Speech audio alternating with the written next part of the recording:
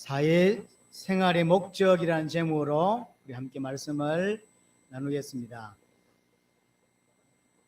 지난주에 성도의 사회생활이라고 제목을 나누었는데요. 오늘 두 번째로 성도의 사회생활 두 번째라고 보시면 돼요. 근데 거기에 조금 방향이나 목적적인 부분이 있어서 제목을 사회생활의 목적이라고 정했습니다. 여기 보면 13장 1절부터 7절은 한마디입니다. 권세들에게 복종하라는 거예요. 왜 그러냐면 3장 1절입니다. 13장 1절입니다. 각 사람은 위에 있는 권세들에게 복종하라. 이유가 뭐냐면 권세는 하나님께로부터 나지 않음이 없나니, 모든 권세는 하나님께로부터 시작되었다는 거죠. 또 그러면서 모든 권세는 다 하나님께서 정하신 바다. 하나님이 그 사람에게 주었기 때문에 권세자들에게 복종해야 된다.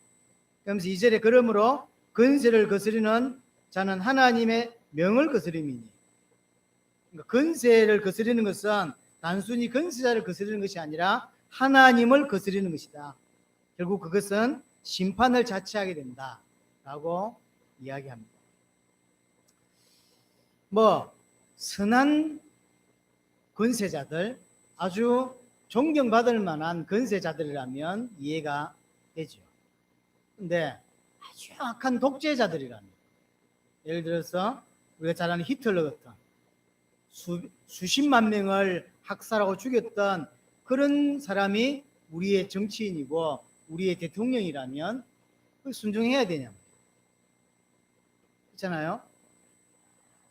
저 러시아의 스탈린이라든지, 또 이름들 알만한 인물 중에 아프리카의 이디아민 같은 사람, 우간다에 아무 죄 없는 사람을 50만 명이나 학살시키고, 특별히 와이프를 죽여서 생살을 먹었다고 하는 이디아민, 와이프를 죽여가지고 살을 이렇게 가끔씩 사람의 살을 고기를 먹었다며, 자기는 사람 고기 먹어보니까 맛이 좀 텁텁하더라며, 이런 말을 자기 연설에서 가끔 해요.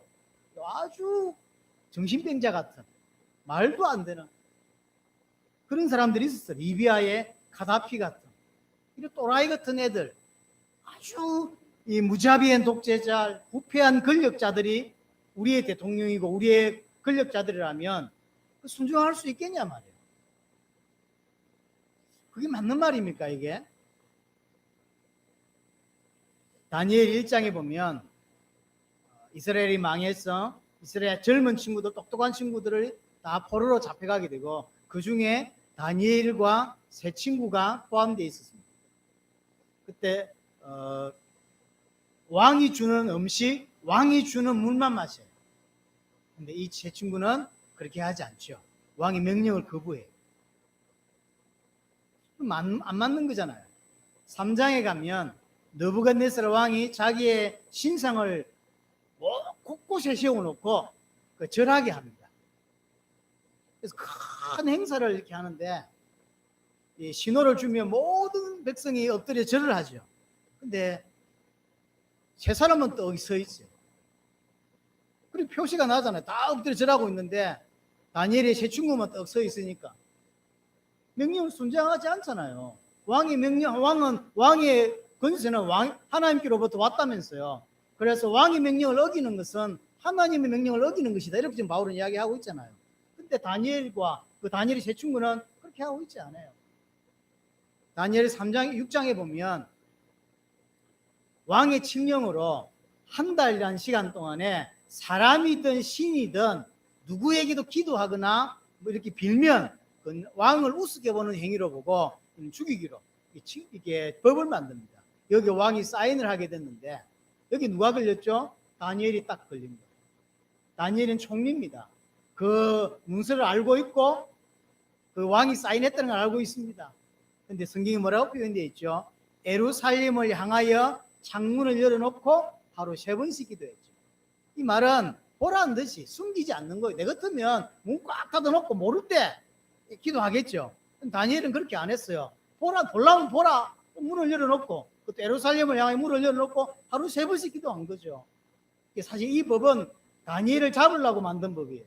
여기에 딱 걸린 거죠. 그래서 사자굴 속에 던짐을 받는 일이 일어나죠. 자, 그러면 이게 안 맞잖아요. 분명히 바울은 권세들에게 복종해라. 왜냐하면 권세는 하나님께로부터 온 거다. 그래서 권세를 거스르는 것은 권세자를 거스르는 것이 아니라 하나님을 거스르는 거다. 그 사람에게는 심판이 따른다 라고 말했는데 다니엘은 그렇지 않아요. 거기다가 우리가 잘 아는 사도들 다 순교했죠. 요한 빼고는 다 순교했습니다. 왜 순교했죠? 말을 안 들었습니다. 왕의 말을 잘 듣고 지도자의 말을 잘 들었으면 순교 안 하죠. 하지 말라는 걸 하니까 순교한 거 아닙니까? 그러면 이 글을 쓰고 있는 바울은요. 바울 또한 순교했어요. 이 말은 왕의 명령을 안 들었다는 거죠. 당시에 황제의 명령과 거역된 황제가 하지 말라고 하는 걸 했기 때문에 순교한 거죠. 그럼 바울은 지금 권세자들에게 순종해라 라고 표현했고 본인도 순종하지 않았고 또 모든 사도들도 순종하지 않았고 또 다니엘 같은 중요한 지도들 또한 그렇게 하지 않았습니다. 참 이게 뭔 말일까요? 왜 갑자기 바울은 로마에 편지를 쓰면서 이야기를 하고 있는 걸까요? 우리는 시대 상황 그 다음에 앞뒤 문맥을 조금 더 자세히 볼 필요가 있습니다. 그래서 신학자들 중에서 이렇게 주장하시는 분들이 있어요. 오늘 본문 13장 1절에 7절은 바울이 기록한 것이 아니라 후대 중에서 나중에 이렇게 삽입시켜서 넣은 거다. 왜냐하면 이게 앞뒤가 안 맞다. 그래서 자세히 보면요. 여러분들 그냥 보면 그런 것 없지만 좀 뜬금없어요. 이게 왜 갑자기 여기서 이야기를 하지? 라고 생각이 들 수 있는 메시지가 그 내용이 13장 1절에 7절이에요. 그래서 많은 학자들 중에서는 바울이 기록한 것이 아니라 다 바울이 기록했는데 나중에 후대 중에서 이걸 집어넣었다고 주장하는 학자들도 꽤 있어요. 꽤나 좀 뜬금없죠. 자, 거기에다가 당시의 상황이 이스라엘은 로마에 속국되어 있는 상황입니다. 잘 알고 있습니다. 자, 그럼 속국되어 있다는 것에 끝이 나지 않았어요. 무슨 말이냐면 우리가 일본에 속국되어 있을 때 해방될 때까지 가만히 있었나요? 아니에요. 저항운동이라는 게 있었어요. 이스라엘도 마찬가지입니다. 이스라엘도 역사에 계속 저항운동이 있었고 이 당시에도 저항운동이 있었어요. 우리나라로 말하면 독립운동. 이런 사람들이 일어나서 계속 로마를 대적하고 불을 지르고 병사들하고 전쟁을 치르고 이런 무력으로 계속 이런 것들이 많이 있었습니다. 여러분들이 알만한 걸 하나 끄집어내자면 결국 AD 70년 자, 이 로마서를 쓰고 있는 당시가 AD 57년에서 59년쯤 사이입니다. 그러면 10년 조금 더 지난 시간에 어떤 일이 벌어졌냐면 예루살렘에 대학살이 일어나요. 로마 병사에 의해서 예루살렘에 엄청난 사람들이 학살당하는 일이 벌어졌고 예수님이 예언했던 대로 돌 위에 돌 하나 남지 않겠다고 하는 성전을 보고 예수님이 뭐라 했죠? 돌 위에 돌 하나 남지 않겠다. 무슨 말입니까? 벽돌 올라가지고 건물을 지었잖아요. 근데 돌이 두 개가 포개지지 않을 만큼 다 망하겠다 그랬어요. 이게 언제 망했죠? AD 70년대 디도 장군에 의해서. 그럼 지금 이 편지를 쓰고 있고 이 편지를 쓰고 난 다음에 이스라엘 상은 그냥 차분하게 로마에 속국되어 있는 상황이 아니에요. 계속 저항운동을 하고 있고 그러니 로마 황제가 군대를 보내서 티투스라고 하는 나중에 황제가 되는 친구입니다. 이 예루살렘을 쑥대밭을 만들고 돌아가서 결국 이 디도 장군은 황제가 돼요. 물론 몇 년 하지 못하고 병에 걸려서 일찍 죽고 자기 아들이 또 황제가 된 인물이 디도 장군. 이 디도 장군에 의하여 예루살렘의 많은 사람들이 학살당하고 그 다음에 성전이 무너지고 돌 위에 돌 하나 남지 않을 만큼 완전히 무너져 버리고 그리고 역사의 기록을 보면 엄청난 기근이 와서 사실은 굶어 죽은 사람도 엄청났다고 합니다. 거기다가 이제 마지막 항전이라 할 수 있는 예루살렘 완전히 초토화돼 버리고 성전 다 무너지고 이제 마지막 싸움을 하는 사람들이 어디에 모이냐면 마사다라고 혹시 들어보셨습니까? 이스라엘 역사를 공부하시는 사람들은 아실 거예요. 그냥 산이에요. 마사다라고 하는 위에는 팽팽하게 이렇게 돼 있고 그 위에서 이제 제가 가보니까 올라가기 힘들어. 거의 절벽처럼 돼 있어요. 그래서 여러분들 본 영화 중에 혹시 안시성 영화 봤나? 안시성 봤어? 거기 보면 양만중 장군이 이렇게 성을 방어하는데 당태종이 와서 이제 전쟁을 합니다. 못 이기는 거예요. 그러니까 뭐 하죠? 옆에다가 이렇게 토성을 쌓죠. 토성을 쌓아서 넘어가려고 하죠. 나중에 그게 실제로 어떻게 해서 무너졌는지 모르지만 어떤 책에는 보면 그게 무너졌다 그러고 안시성이라는 영화를 보면 굴을 파가지고 뭐 폭파하듯이 뭘 하죠. 하니까 이제 무너졌죠. 로마 군사도 다 초토화시켰는데 요게 900 몇십 명이 딱 이렇게 전투를 하고 있는 거예요. 마지막 항전을 해요. 이길 방법이 왜냐면 저도 가봤지만 이게 그 절벽이 올라갈 수가 없어요. 여기 뱀길이라 그래서 이렇게 꼬불꼬불 이렇게 올라가야 되는데 이게 불가능해요.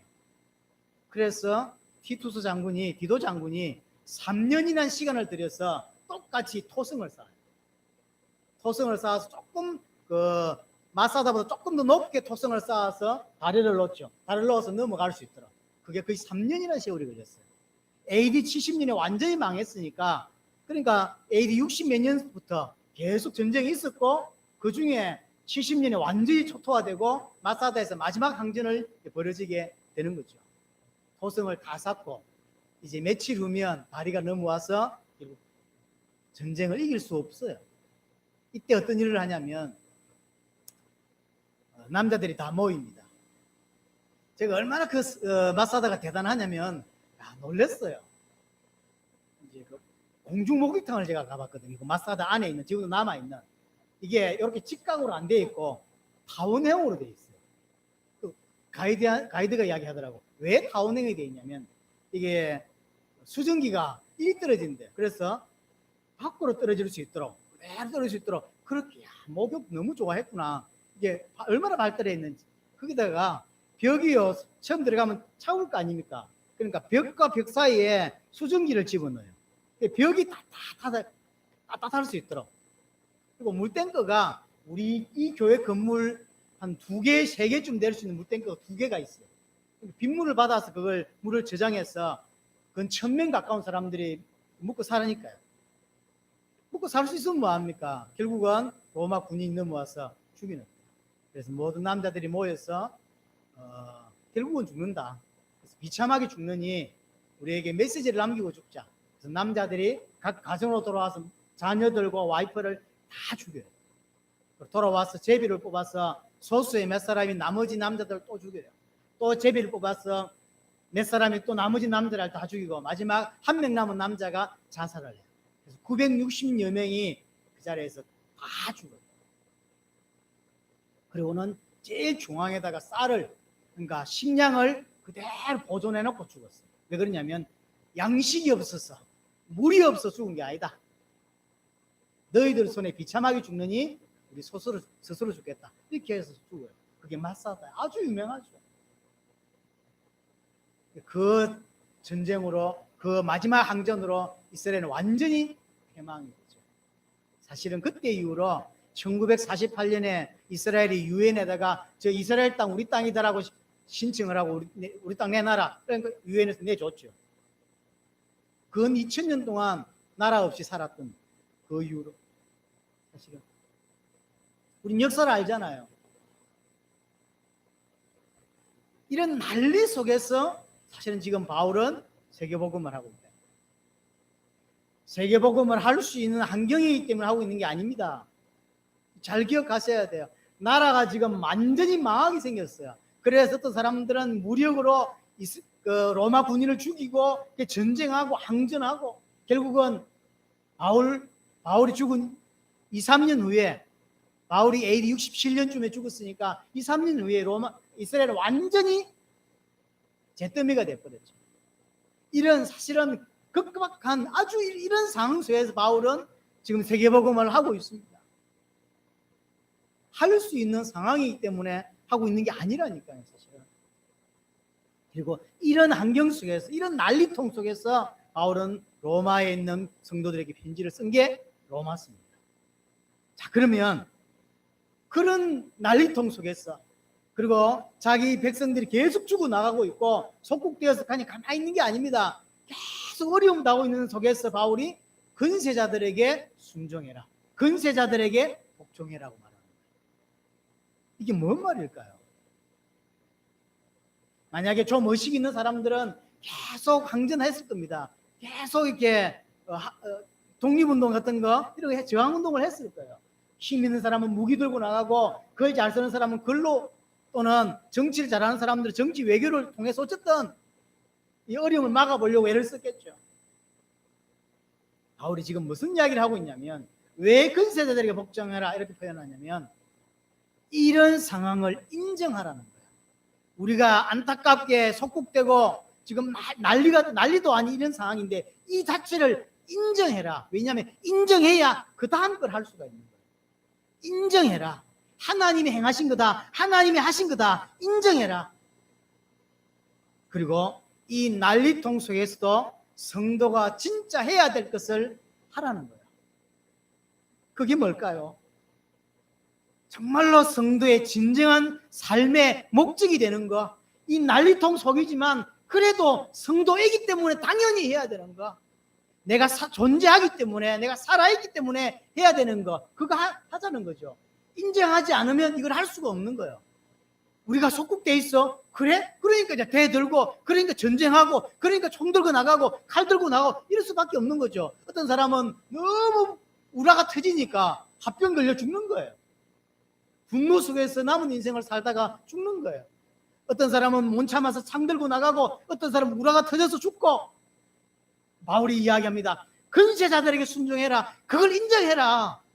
이게 지금 하나님이 허락하신 거다. 좋든 싫든 하나님이 허락하셨기 때문에 일어난 일이 아니냐. 그래서 인정하고 진짜 해야 될 걸 해야 될 거 아니냐라는 말이에요.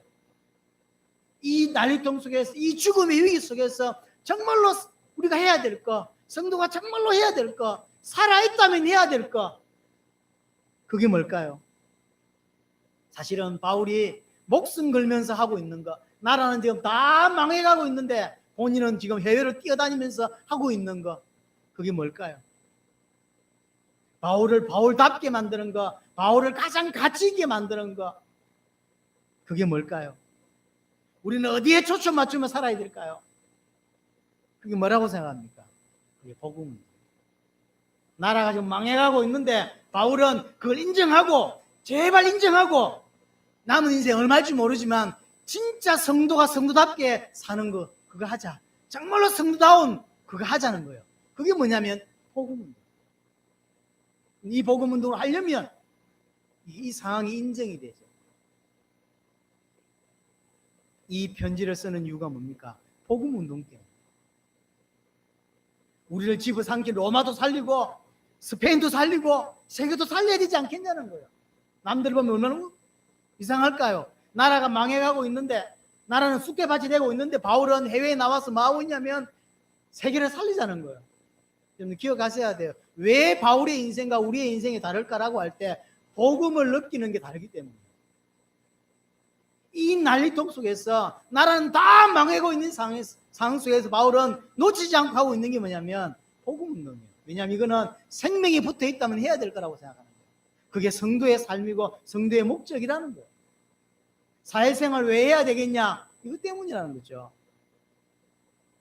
분명히 의식 있는 사람들은 데모하고, 분명히 의식 있는 사람들은 촛불 들고 나가고, 분명히 의식 있는 사람들은 태극기 들고 나가겠지.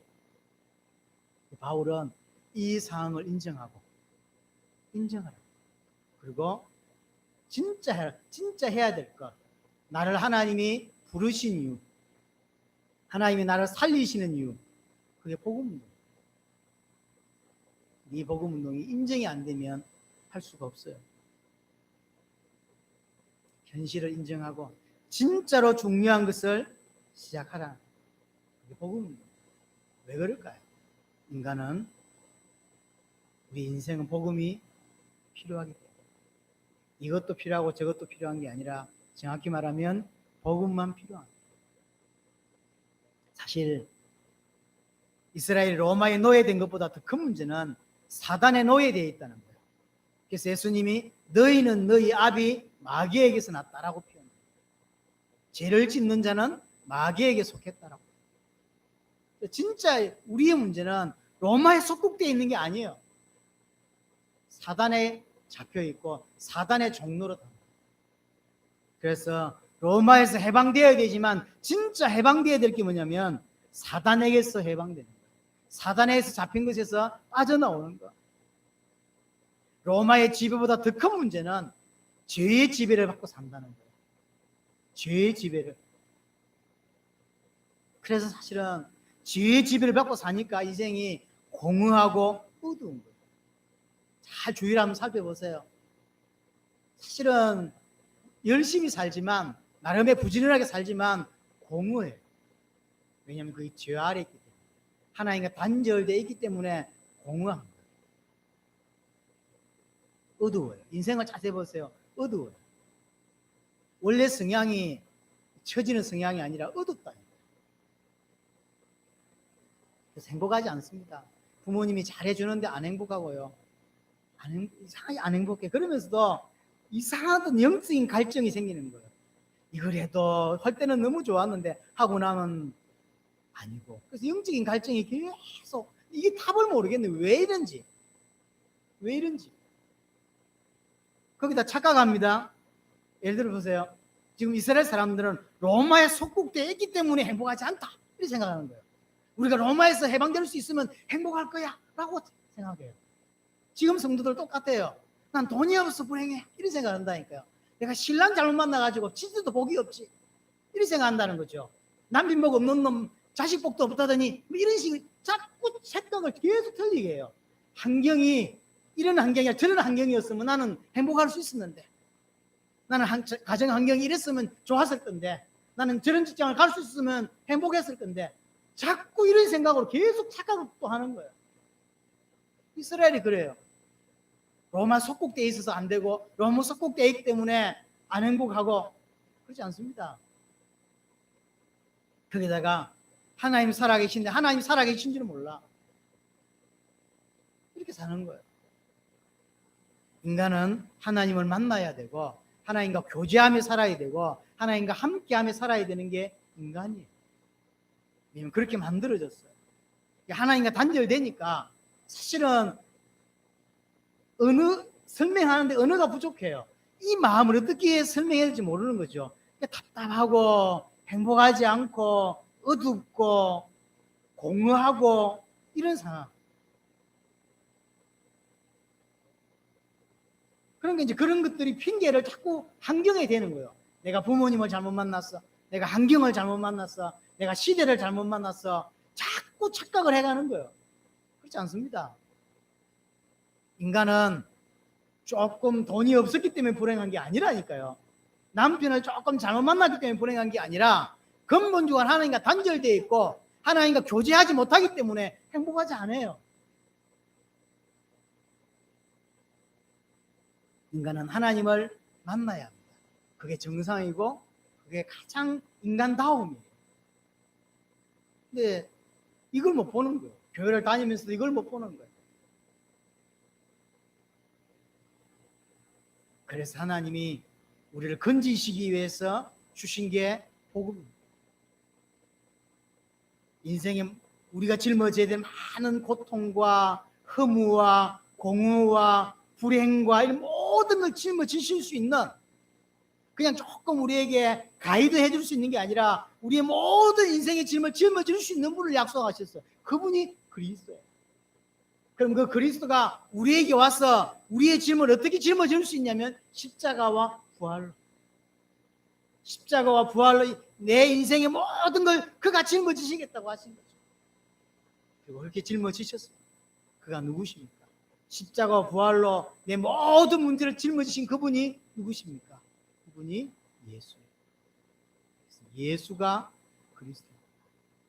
예수님이 하나님이 약속하신 그리스도고 예수님이 십자가와 부활로 내 모든 것을 짊어지신 그리스도란 이야기예요. 이 사실을, 이 복음을 믿게 하려고 주신 게 사실은 성경입니다. 그래서 껍데기로 볼 때는 로마에 속국되어 있어요. 그래서 해방되는 게 시급한 문제처럼 보여요. 하나님 보실 때 정말로 시급한 것은 로마에서 해방되는 게 아니에요. 참된 복음을 이해하고 인간답게 사는 거예요. 그게 복음입니다. 바울은 이 난리통 속에, 이 전쟁통 속에서 복음 운동하고 있습니다. 여러분들 성경을 통해서 로마 사도행전을 통하여 그런 기록들이 나와 있지 않으니까 그냥 바울이 계속 1차 전도, 2차 전도, 3차 전도 여행을 떠나고 나중에 로마로 가고 뭐 그렇게 한 줄 알고 있는데 그렇지 않습니다. 나라는 난리였어요. 그리고 바울이 죽은 얼마 후에 이스라엘은 완전히 멸망을 사실은 하겠죠. 바울은 똑똑한 사람입니다. 로마에 속국되어 있는 이런 상황 말고 또 본국에 지금 이스라엘이 어려움을 당하는 이런 상황 말고 사실은 부조리한 제도들이 당시도 많이 있었어요. 예를 들면 노예 제도 같은 건 굉장히 부조리한 제도예요. 나쁜 제도예요. 바울이 알았을 거라고 생각합니다. 그런 걸 변화시키려고 하지 않았어요. 그냥 그걸 인정했어요. 만약에 바울이 기독교인들은 노예 이런 거 인정하면 안 돼. 그래서 노예 해방운동하고 할 수 있었을 겁니다. 근데 바울은 그걸 모른 척 했어요. 왜냐하면 진짜 하려고, 진짜 중요한 걸 해야 돼요. 만약 노예에서 해방돼도 그 사람은 지옥 갑니다. 진짜 중요한 건 복음운동이에요. 사단에서 해방되고 죄에서 빠져나오는 이게 너무 중요한 걸 바울은 알고 있어요. 그래서 부조리한 잘못된 제도라는 걸 알고 있으면서도 불구하고 바울은 그걸 그냥 바꾸지 않았어요. 그냥 인정하고, 그래서 노예 제도 인정해주고 왕 인정해주고 황제 인정해주고 복음운동하는 진짜로 해야 돼요. 여러분들 삶에도 마찬가지입니다. 인정하고 빨리 인정해버리고 진짜 해야 될 거 붙잡지 않으면 계속 서로 붙잡고 있다가 인생을 다 가게 돼 있어요. 인생 길다 생각합니까? 그렇지 않습니다. 지금 이게 하랑이나 해림이 생활 때는 아직 20대고 벌써 우리가 20몇 살이야 이라고 말하겠지만 그렇지 않습니다. 정말 눈 한번 깜빡하는데요. 제가 52이에요. 물론 이제 조건사님이나 이런 분들에게 들으면 아직 목사님 젊어요 이렇게 말할 수 있지만 아이고 밤마다 이렇게 목사님 안 쑤시잖아요. 우리는 쑤셔요. 허리 아파요. 예, 이해합니다. 금방 제가 따라갑니다. 이해가 쉽습니까? 그렇지 않습니다. 우리 아들이 신금을 받았어요. 지난주인가? 내년쯤 군대 가겠죠. 이제 재석이 군대 갈 때가 생각이 나요. 이 교회 언제 얼마 안 돼서 신방 가고 재석이 받던 기억이 나거든요. 제대해가지고 보세요. 제가 군대 갈 때 생각이 나더라고요. 아들내미 이제 신금 받으러 가니까. 몇 년 지날게요? 30년이 지났어요. 시간이 이렇게 갔단 말입니다. 시간이 금방 갑니다.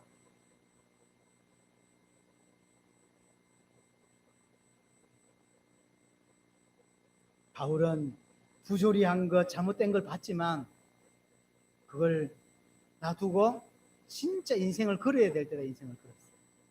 그게 복음입니다. 그래서 사실은 마태복음 16장 13절, 20절이 참 중요한 본문입니다. 그것은 예수님의 공생의 거의 마지막 부분에 나타난 사건입니다. 제자들 데리고 가이사라 빌립보라는 지역을 가죠. 여기는 참 의미가 있어요. 왜 예수님이 가이사라 빌립보에 데려갔고 거기서 사람들이 나를 누구라고 하냐, 너희는 나를 누구라고 하냐 라고 하는 질문이 참 중요한 질문입니다.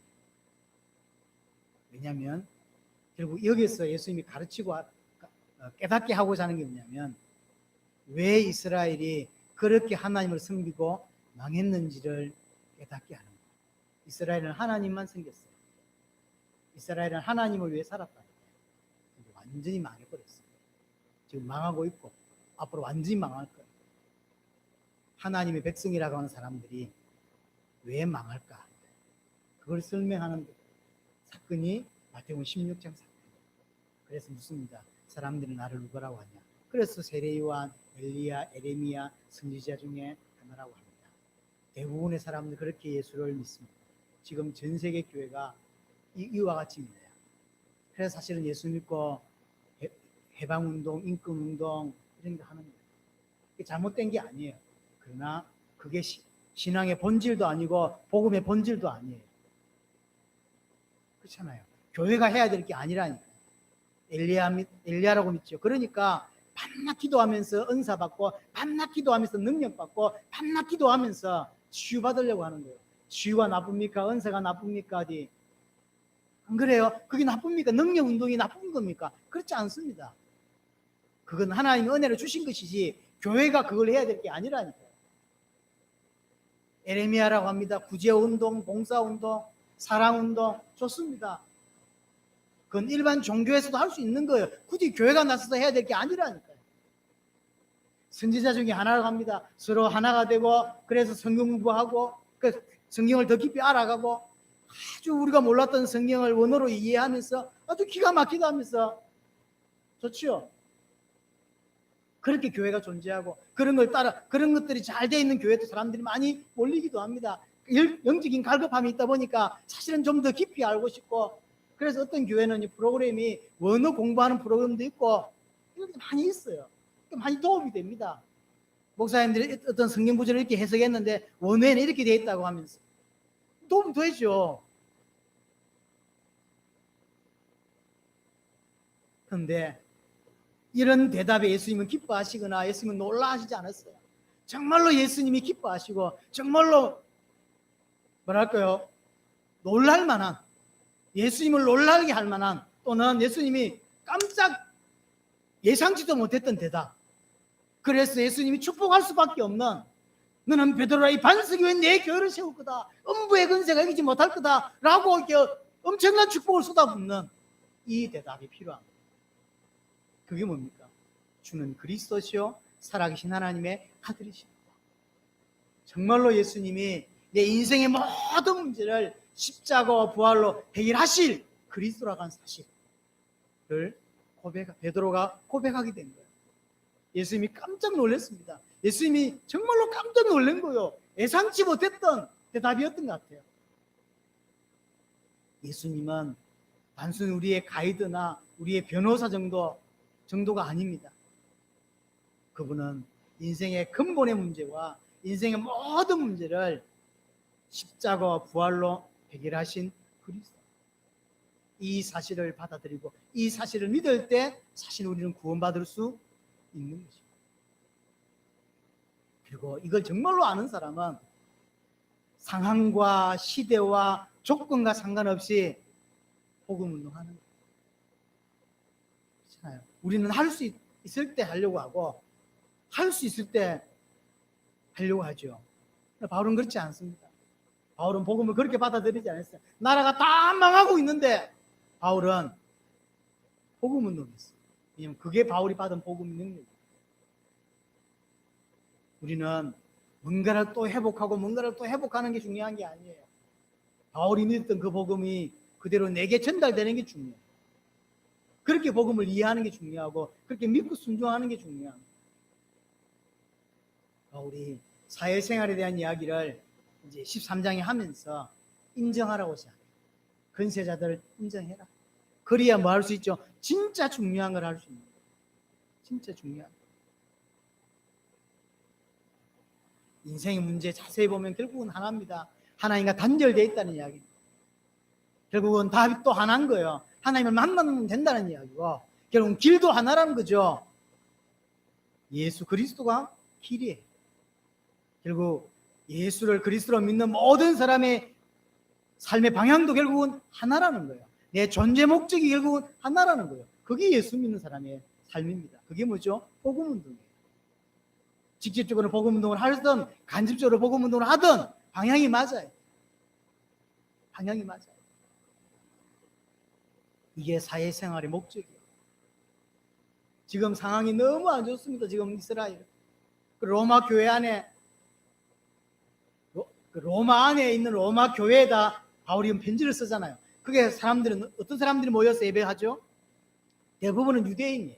로마에 와 있는 유대인. 여기에 소수는 로마 사람도 있었다고 해요.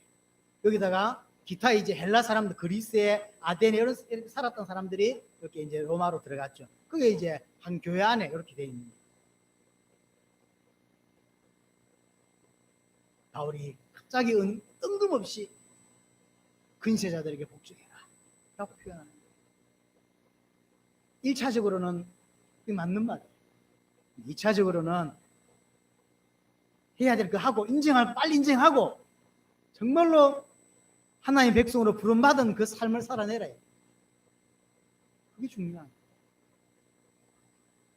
자, 그래서 4절과 7절 이야기 보면 그것 때문에 그러면 그 권세자들의 역할이 뭐냐는 거예요. 그건 사회를 유지하는 거예요. 권세자들의 역할은 사회를 유지하는 겁니다.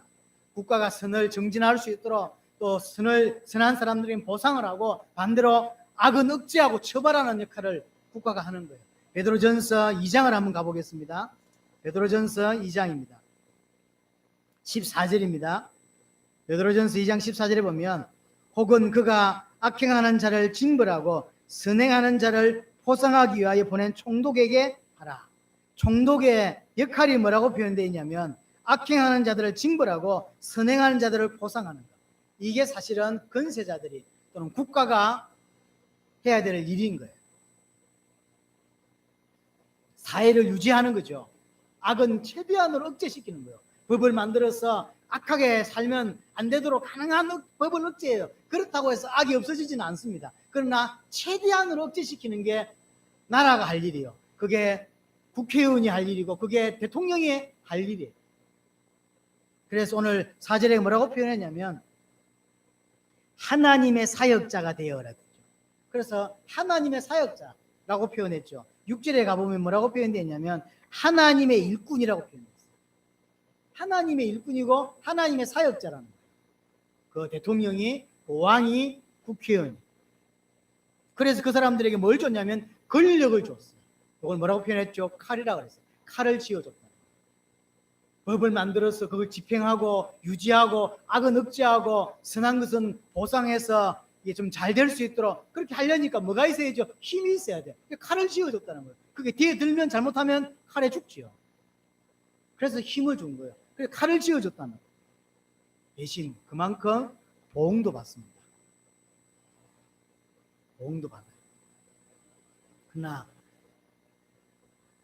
하나님의 모든 일에는 메인이 있고 사이드가 있어요. 그렇죠. 여러분들에게도 마찬가지 아닙니까? 메인 일이 있고 사이드 잡이 있는 거 아니에요. 하나님의 메인 잡이 뭡니까? 구원사역이에요. 하나님의 의를 이루는 구원사역이에요. 이 구원사역이 올바르게 진행될 수 있도록 사회가 유지되어야 될 거 아닙니까? 안 그래요? 밖에 지금 총 들고 들어나가고 막 이렇게 수류탄 들고 막 던지고 이러면 어떻게 사회가 유지되고 세계복음 할 수 있겠습니까? 코로나 하나만 발생해도 아무것도 못하고 지금 이렇게 끊겨 있잖아요. 그래서 총 들고 다니는 놈도 총 못 들고 다니게 하고 범죄 좀 가능한 줄이게 할 수 있도록 사회를 유지하고 그래서 권력을 주고 힘을 줘서 하나님 일꾼이라고 말하고 하나님의 사역자라고 말해서 그걸 지키게 만드는 거예요. 악은 계속 억제할 수 있도록. 그러나 그것은 사이드 잡이란 말이에요. 메인 잡이 뭐죠? 하나님의 메인 잡. 우리 인생의 메인 잡이 뭐죠? 구원사역인 거예요. 하나님이 구원사역을 위하여 지구를 돌리는 거라니까요.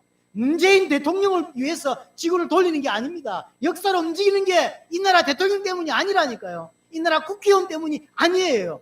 아직 구원사역이 마무리 안 됐기 때문에 지구는 돌아야 되는 것이고 역사는 움직여야 되는 거예요. 하나님의 메인 잡, 그게 구원사역이에요. 그 위정자들, 국회의원들, 대통령, 권세자들은 전부 사이드 잡이에요. 진짜 알면 하나도 안 합니다. 우리 보고 국회의원 해. 안 하죠. 왜 안 할까요? 메인 잡이 뭐고 사이드 잡이 뭔지를 알았기 때문이에요. 모르는 사람이 국회의원 시켜준다니까 되지도 않을 사람이 국회의원 나와가지고요. 1000표 받고 그러죠. 맞죠? 동네에 저 사람이 국회의원 될 수 있을까? 또는 저 사람이 대통령 나올 수 있을까 하는데 1000표 받아요. 100표 받았어. 막 가족들, 친척들 찍어줬겠지. 누가 봐도 안 되는 사람인데 나온다니까요. 우리는 시켜줘도 안 하는데. 왜냐면 왜 그걸 하겠어요? 메인 잡이 따로 있는데 그게 보이는데 하나님의 메인 잡이 보이는데 누가 국회의원 하겠냐고. 그것들은 돈 좀 많이 줬어. 그래서 그거 하도록 악을 가능한 억제하고 그래서 그걸 자꾸 억지를 안 하니까 우리가 화를 내는 거거든. 야 임마, 사이드 잡 하는 놈들이 똑바로 좀 해라 이 말이에요. 하나님의 사역자고 하나님의 일꾼인 건 사실입니다. 그러나 사이드 잡이에요.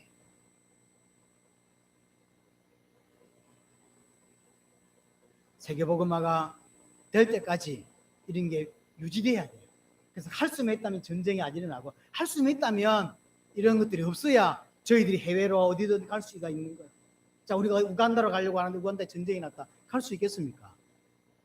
못 가는 거예요. 그래서 그런 위정자들, 권력자들을 세워서 하나님 그들에게 힘을, 칼을 쥐어주고는 그걸 할 수 있도록 하는 거죠.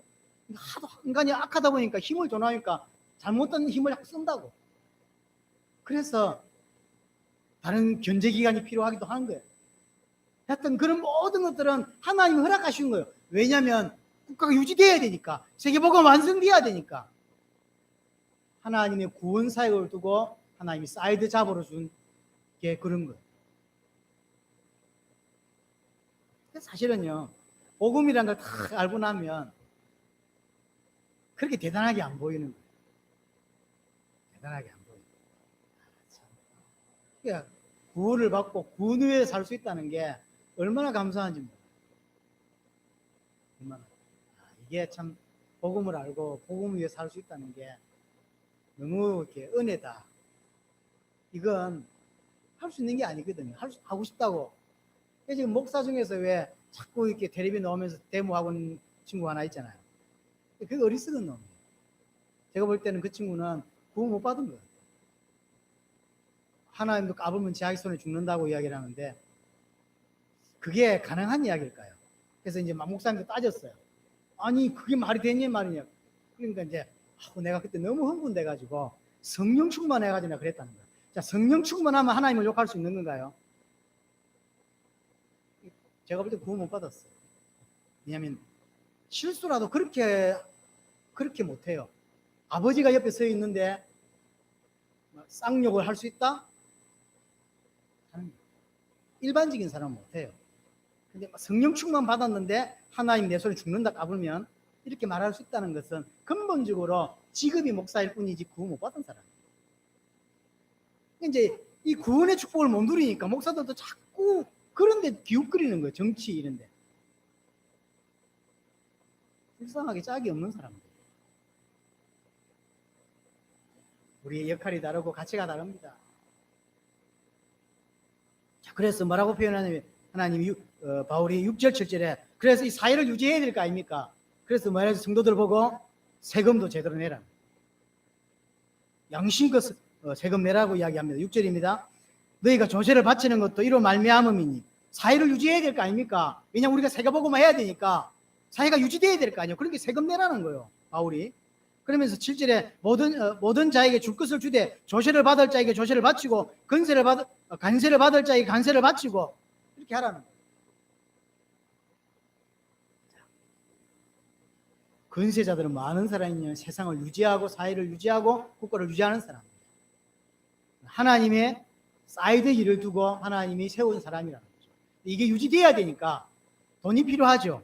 그래서 예수 믿는 우리 보고 뭐라고 표현하냐면 양심에 맞게 세금 똑바로 내라는 거예요. 세금은 속이지 않고 내는 게 맞는 거예요. 왜냐하면 그게 사회를 유지시키고 국가를 유지시켜서 우리가 세계복음을 할 수 있게 하는 거예요. 떼먹으면 안 돼요. 속이면 안 돼요. 사실 할 수만 있다면 세금 속이면 안 돼요.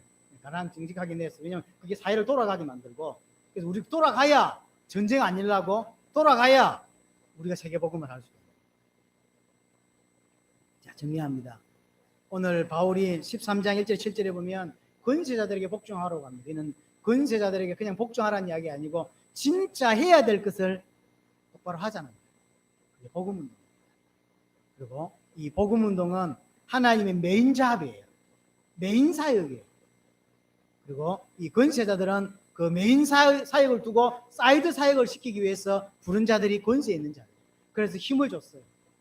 이 사회가 유지될 수 있도록. 그래서 세금도 똑바로 내라는 거예요. 돈 제대로 벌어서 세금도 똑바로 내라. 왜냐하면 그래야 사회가 돌아가고 국가가 유지되고 그래야 세계복음 완성할 수 있다는 거죠. 여러분에게 이 은혜가, 이 메시지가 깊이 있게 담길 수 있기를 바라고, 정말로 이 교회가 바울이 했던 그 사역만큼 감당해낼 수 있도록 복음이 깊이 우리에게 박히는 은혜가 있기를 바랍니다. 말씀 붙잡고